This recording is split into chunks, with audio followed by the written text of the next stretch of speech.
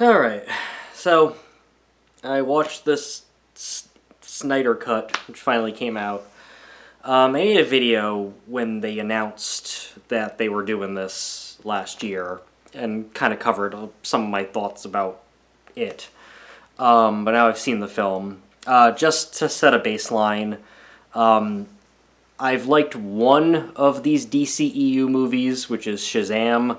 I haven't seen Aquaman, but I've seen all the other ones that count as being in this universe, and I didn't like Birds of Prey, hated both Wonder Woman movies, hated all the Zack Snyder directed ones. I'm just not a fan of this conception of them. And obviously the theatrical cut of Justice League is terrible. Even that theatrical cut of Justice League still isn't as bad as Batman v Superman Dawn of Justice, though, and even the director's cut of that is Snyder's vision, and it's fucking terrible. His Man of Steel is mediocre. So, I'm also not much of a fan of Zack Snyder, to be quite honest. I like his Dawn of the Dead reboot, but I attribute that more to James Gunn's script than his directing. And I like his movie version of Watchmen. I like that it, aside from not having the squid in it, it's faithful to the source material. And I thought it at least captured that graphic novel pretty well. Even if maybe the HBO miniseries sequel did most of it better. Just, I didn't like how they did Dr. Manhattan in that one very much, or at least I don't like that actor's conception of him, as opposed to Billy Crudup. But Sucker Punch is awful, misogynist garbage. 300 is a fucking terrible movie. That's one of the few movies I've given an F to. I fucking despise that. That movie's fucking horrible. It's ugly to look at. It's garbage. So I'm not a huge fan of his, so when the theatrical version came out and it was obviously this Frankenstein monster of a movie, I didn't really care to see the original because I knew if the original had been released, it still wouldn't have been a good film. And, you know, the history of film is littered with movies where the original director has a certain vision and it's compromised either because of producers and studios or censorship boards. And sometimes we end up seeing the original cut. I mean, even with DC, the original Superman 2 by Richard Donner, he was replaced by a different director, and then, you know, decades later, Richard Donner's cut was finally released and you can judge it. Or things like when Paul Schrader was hired to make an Exorcist prequel, and the studio didn't like it, so then they had Rennie Harlan come in and use the same cast to make a whole new one, but they still ended up releasing both versions. And then there's movies that are chopped up for censorship reasons, MPAA, BBFC, whatever, and eventually they get restored. And then there's ones that don't, like Orson Welles' The Magnificent Ambersons, where there's missing reels and the elements are lost and everything. And so of all the films where there's some sort of director's cut that we don't get to see, that I would love to actually see, even something like Hellraiser 4 Bloodlines, I would love to see the original director's cut versus what the fucking Weinsteins fucked up with it. You know, seeing Zack Snyder's original Justice League is pretty low on the totem pole for me. But, you know, as, you know, there was a huge fan resurgence that they wanted this to happen. And then HBO, well, Warner Brothers is doing this HBO Max thing, and they needed a big get for it, and this is before they announced their day and date for all of their 2021 theatrical releases. And so they gave the fans and what they wanted, even though some of the executives did not want it. So, is the 4-hour and 2-minute Zack Snyder cut, Zack Snyder's Justice League, any better than the theatrical version? Yes. Emphatically yes, it is. I do not see how anybody can look at the theatrical cut and this cut and say that the theatrical cut is better. I don't see how anybody could put those two side by side and say that the theatrical cut is better. It's not. Is this Zack Snyder cut good? No, it's not. It's not terrible. It's not Batman v Superman Dawn of Justice. It's not 300. It's not that. it is mediocre and full of itself. Now, the full of itself might just come because he had a chance to do what he didn't have before, and so he just threw the fucking kitchen sink in this thing because he could. I guess let's put that to the side. The cut that is on HBO Max now, that we can all watch, is obviously not what would have been released as the movie if Zack Snyder had not had his family tragedy / not been fired by Warner Brothers. If this were 2017 and Zack Snyder's vision could end up on the big screen, we probably would have gotten a 2.5-hour PG-13 version of what we have right now. And watching this version that's available on HBO Max now, you can tell what would have been cut out. There's a lot of parts that are meandering or extra fan servicey or drag the pace down, and you can tell they're things that most of them were probably shot during production, and they're the kind of things that would have been put in an assembly cut and edited as they got to picture lock. And then some of the stuff is stuff that was added after the fact once Warner Brothers greenlit Zack Snyder to go make his vision after the fact. So you can kind of tell what the 2.5-hour PG-13 version of this would be. But obviously the version we have now, it has the benefit of hindsight, because the Aquaman movie has come out, Wonder Woman 84 has come out, Shazam has come out. I assume they have some other DCEU stuff that's in production. I didn't like Suicide Squad either, if I didn't need to mention that or not.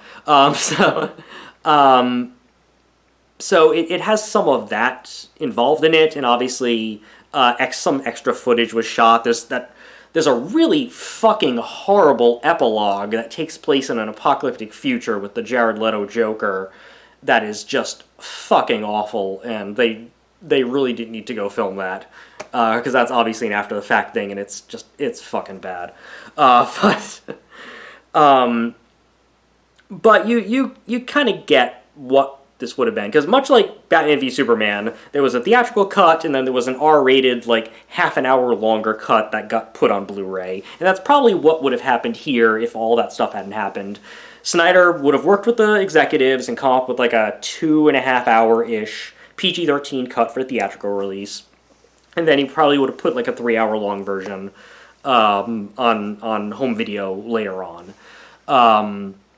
So this version is different than an original Snyder cut or an original director's cut. It's in an amalgam of that plus extra stuff that's been put on because, there's hindsight in the fact that Snyder knows he's probably not going to make one of these DC movies again. But then again, who knows? Maybe the fan will be enthusiastic about this cut. Let me start with what's good about this. The movie isn't as ugly as Snyder's other movies. It's not as unpleasant to look at as Dawn of Justice or Man of Steel. While the movie still has a certain color palette, and obviously in the production design and costumes it's still very much black, brown, earth tones. There's a bit more color in here. You actually see the sun. So while it still has a dark aesthetic, and that aesthetic doesn't necessarily work for me personally, it's at least not ugly to look at. Aside from, I will say, the first battle with Steppenwolf that's under Gotham Harbor, that is hideously ugly and murky. But the rest of the movie in itself is at least not repellent to the eyes, which is a plus. Speaking of Steppenwolf, so he was a terrible villain in the theatrical cut. In this new cut, he is better. He has a motive. He looks cooler. It's better. It is Darkseid and Desaad, seeing them on the big screen in a live action film is better. But at least Steppenwolf, at least he looks cooler. He has this Remington shave, electric shaver kind of plated armor that looks pretty cool on him. They did some more digital stuff to his voice to make him sound better, and at least he has a motivation and some semblance of a personality. I mean, it's not Thanos levels of cool, where Thanos is pretty much the protagonist of Infinity War, but at least he's not this generic villain number 23 that they pulled out of the prop room that he was in the theatrical cut. So he's better. The biggest improvement, I would say, in this movie, in this version of the movie, is Cyborg.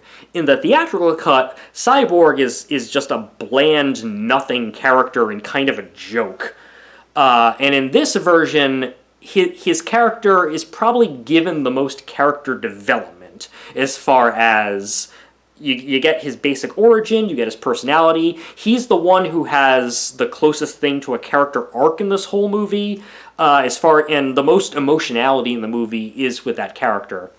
And I'd say in the theatrical cut, I'd say the focus that was on Cyborg in Snyder's original vision was moved over to Aquaman. And now in this cut, Aquaman has barely anything to do. And Cyborg has it. Like, in this movie, Aquaman is almost a nothing. He's just kind of gruff and grumpy. He doesn't, I mean, Whedon gave him, like, a bunch of one-liners and stuff, and I think without having seen the actual Aquaman film, the clips I've seen of it, it seems like the Aquaman character has more in common with the theatrical cut than this cut.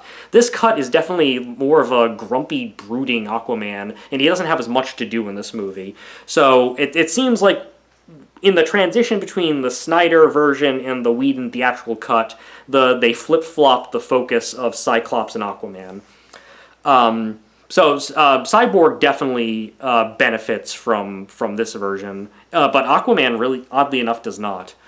And there are some really good shots in this movie, and there's certain setups. I mean, they went with this, like, 1:33 to 1 or 4:3 aspect ratio for this version. I'm not that crazy about that, but I understand the reasoning for it. But so aside from that throwing off the composition a little bit, it at least has some interesting stuff to look at in there.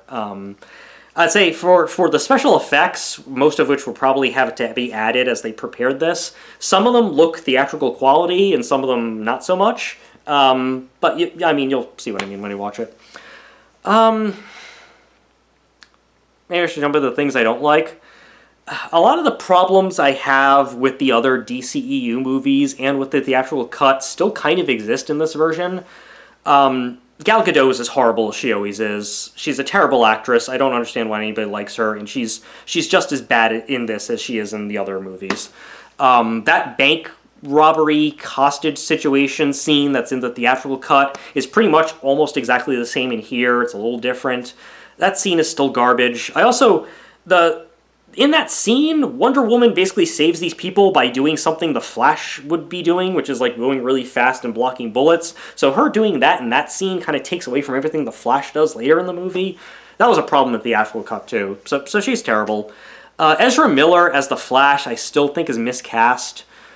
In that role, you definitely need someone who looks more boyish and innocent, and Ezra Miller just looks like a school shooter. He looks like he played like a school murderer in We Need to Talk About Kevin, and he looks like that. And, I think a couple months ago, didn't he choke a woman out in Iceland? So he doesn't project or look innocent enough to play that role, which is obviously supposed to be the DCEU's version of Tom Holland's Spider-Man.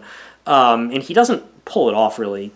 One thing I will say I'm most surprised is I assumed that most of the annoying humor from The Flash in the theatrical cut was put in by Whedon, because it felt like Whedon was making that character his own proxy in it, much like the character he had in Dollhouse that was his proxy. But a lot of that annoying stuff is still in this version. When Superman comes back to life and is evil for 5 seconds, that scene where the Flash is like running by him and has like the annoying wide eyes, that's still in here. There's a couple parts of humor that I falsely attributed to Whedon in the theatrical that are still in this version. Batman saying "I'm rich," that kind of thing. So I don't know. I still don't like him. I don't like Snyder's version of Batman at all. Now, Ben Affleck is a really good Bruce Wayne, and Jeremy Irons is a great Alfred Pennyworth. I like that. But, the finale of this movie, Batman is wasted where he just has a laser cannon and is blowing away parademons, and, we can argue day and night about Batman using guns. He shouldn't be using guns. I mean, that's also a problem in, like, Batman 89 when he has fucking Gatling guns attached to the Batmobile. But it's even worse in this movie, where he's just fucking packing heat all the time. So, and, you know, Batman works great in a solo movie, and he works great in the comic books, but when you pair a rich guy in body armor, who knows martial arts, in this movie where everyone else has fucking superpowers, Batman just seems lame by comparison, and Batman should never seem lame. So, the movie doesn't do enough to bolster that. Henry Cavill is still a very good Superman. He's still well cast in that. He doesn't have much to do in this movie. His aside from the fact that he wears the black and silver suit from the comic books when he came back to life in this movie, and he doesn't in the theatrical cut, he pretty much does the same in this movie. He comes back a bit evil. Lois Lane reminds him that he's not evil, and then he goes and saves the day at the end. Great. And the basic plot is exactly the same. Evil guy, 3 cubes, MacGuffins to take over the world. It's still basically the same. Get the team back together, get them to work together, all that stuff. The plot is basically still the same. It's the nuances and the telling of it that are different. If I had to hazard a guess, I'd say 80, less than 90%, but more than 80% of the Snyder cut is not in the theatrical version. But it's still more shots and more sequences from the theatrical cut are in this than I expected.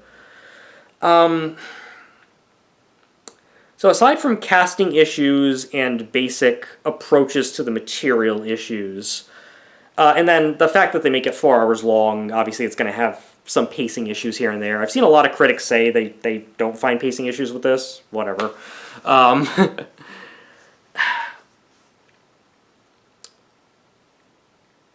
The problem is the plot isn't strong enough to sustain the epic feel of this. Like, this movie is obviously attempting to be like a cross between Peter Jackson's Lord of the Rings and what Marvel's doing. But a darker version. Like, Zack Snyder obviously really loved Christopher Nolan's Batman movies, and he was like, oh, those are dark and that's cool. But he didn't realize that I don't think Zack Snyder understands the difference between Nolan's version of dark and his version of dark. Or even Tim Burton's version of dark, which is like a goth whimsy dark. And so he's adding a lot of like portents and moroseness to the material that doesn't necessarily belong in it and doesn't work for it. And the story just isn't complex or grand enough to match the lofty ideals Snyder has for this. There's massive Justice League stories going back in the comics for a long time, Crisis on Infinite Earths and a bunch of other stuff. And Snyder obviously thinks he's making that, but the film, even at 4 hours, doesn't feel like it has that weight to it. It still just feels like a collection of exposition scenes, some character stuff, which at least is better than the actual cut, which didn't have a lot of character stuff. But the action scenes are just, again, they're digital shit shooting other digital shit, or digital shit punching other digital shit. They're not particularly exciting, or fun, or good to look at, or tense, or suspenseful. They're just sort of there because that's what you do in these movies.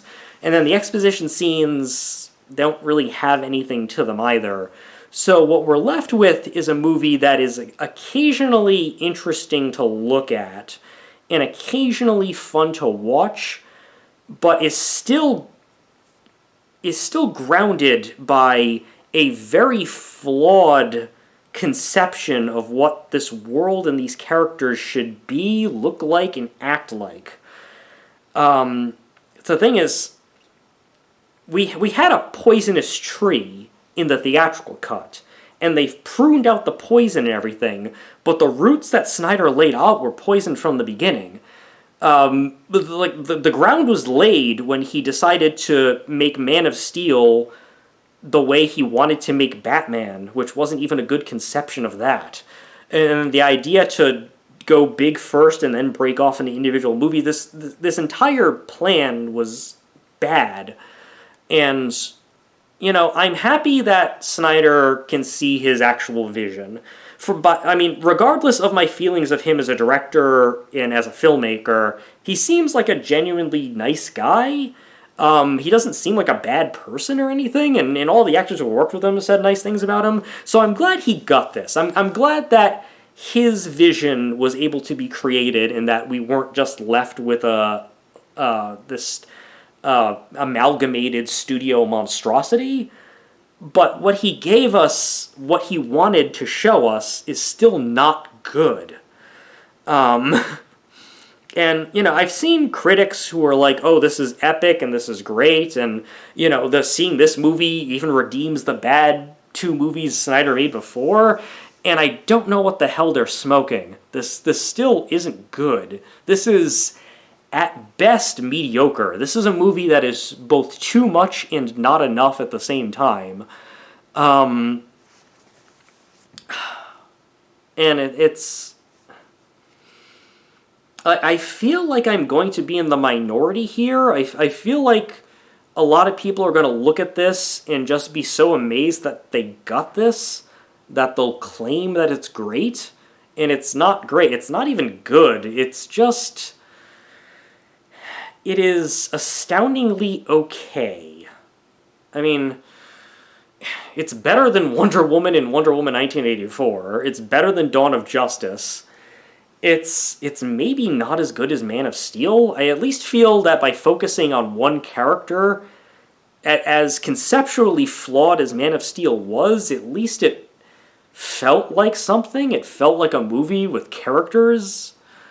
The only character here who feels anything close to what a character in a movie should be like, three-dimensionally, is Cyborg, which is a 180-degree shift from what Cyborg was in the theatrical. So, if nothing else, I'm happy for Ray Fisher as well, especially if there was a huge toxic environment during the reshoots and everything, and if Warner Brothers hates him so much that they're never going to put him in one of these movies again. I'm glad Ray Fisher got this.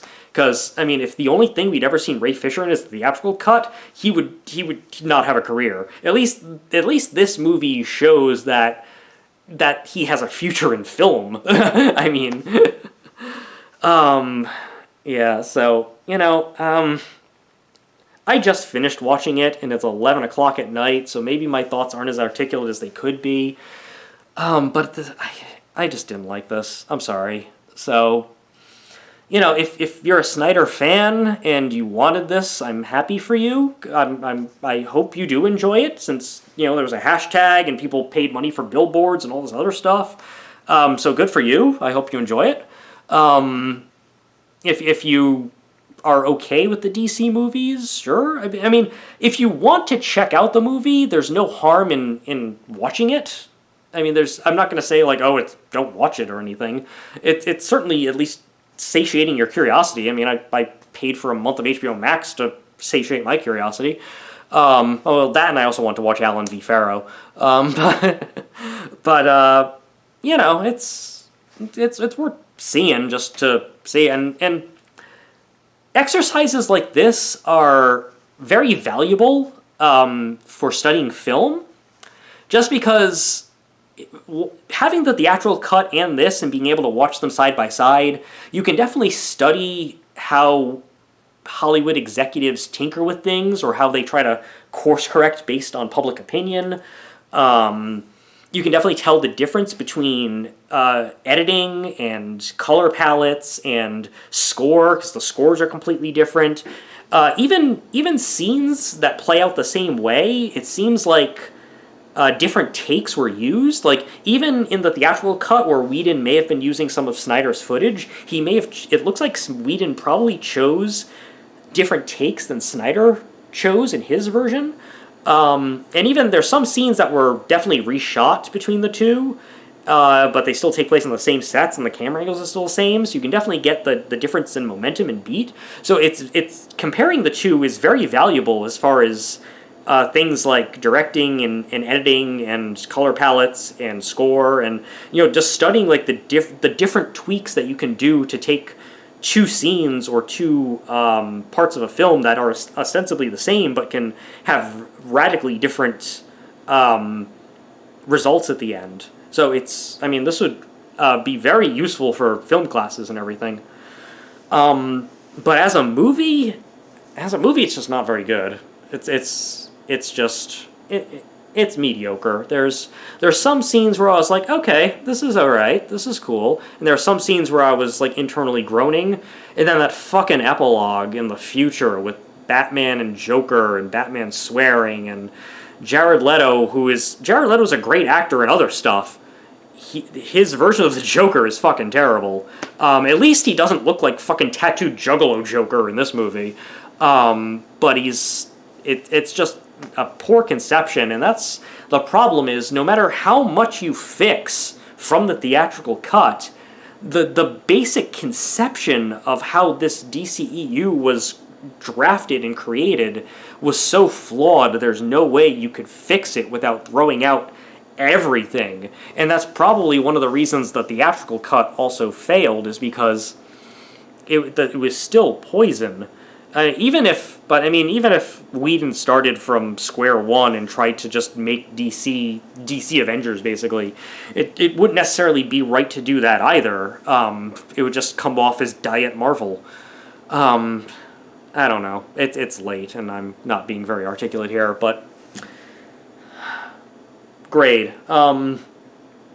C, maybe C+.